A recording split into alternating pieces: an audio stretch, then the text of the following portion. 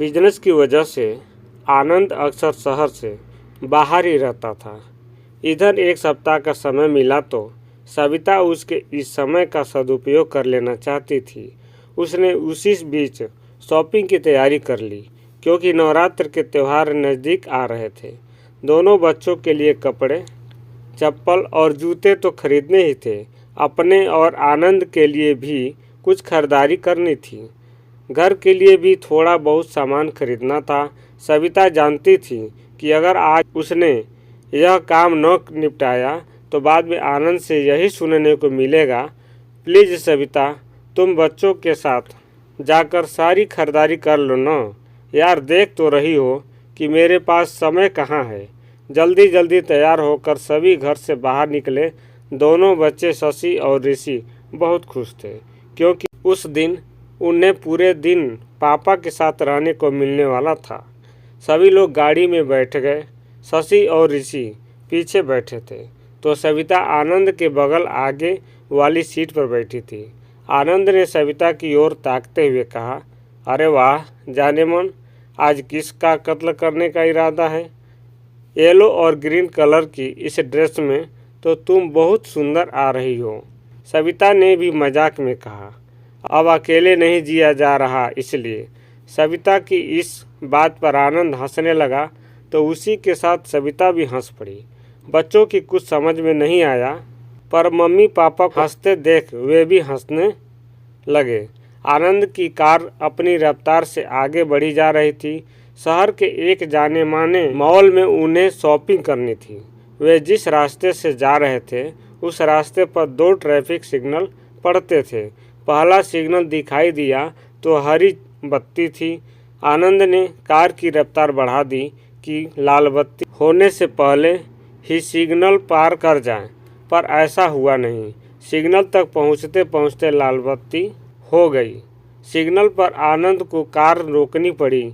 आनंद की कार रोकते ही 2-3 महिलाएं छोटे छोटे बच्चे लेकर आईं और पैसे मांगने के लिए उन्हें कार को घेर लिया।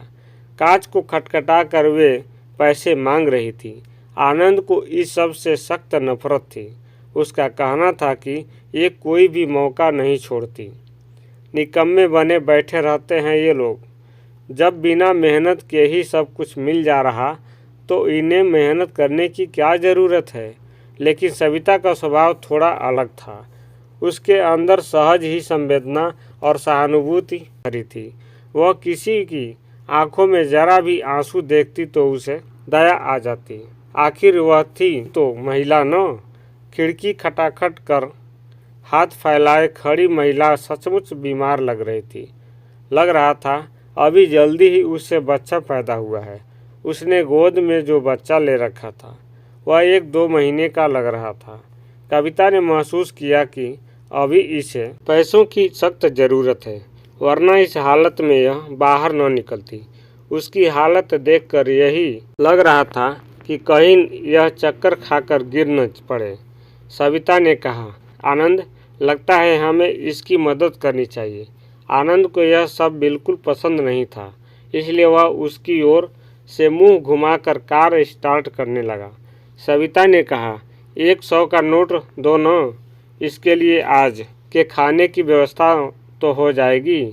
नहीं, आनंद ने कहा, इस तरह पैसे देकर इसे और निकम्मा नहीं बनाना।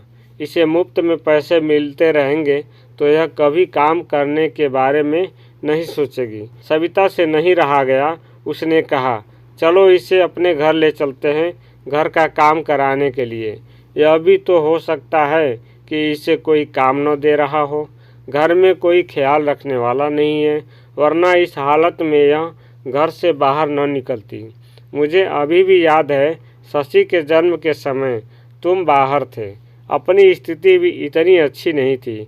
उस समय मुझे कितना संघर्ष करना पड़ा था। पति साथ न हो तो किस तरह लगता है, यह मुझे अच्छी तरह पता है। आनंद सिर झटकता रहा। सविता ने उसे किसी तरह मनाया तो आनंद ने गाड़ी किनारे खड़ी कर दी।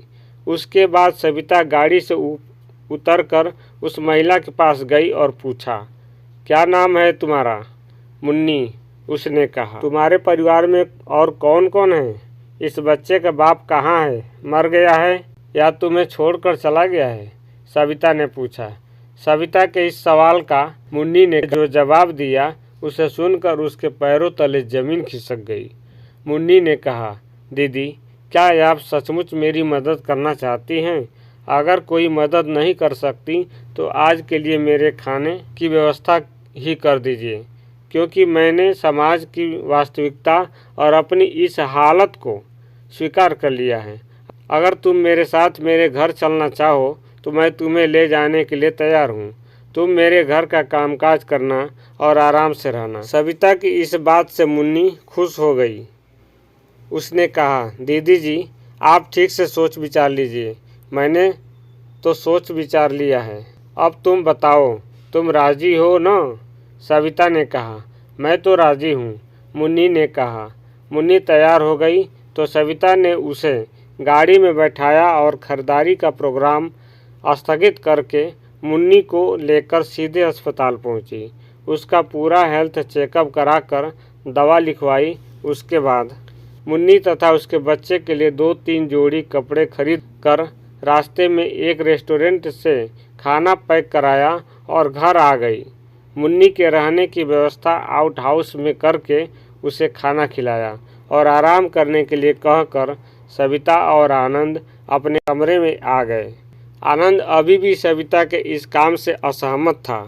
इस तरह किसी अनजान को अपने घर ले आना और उस पर इस तरह विश्वास करना उसके स्वभाव में नहीं था। दोस्तों, इस कहानी को देखने के लिए पार्ट 2 अवश्य देखें और वीडियो पसंद आई हो तो लाइक का बटन दबा दें और चैनल पर नए हों तो चैनल को भी सब्सक्राइब कर लें। वीडियो देखने के लिए बहुत बहुत धन्यवाद। आपका दिन शुभ हो।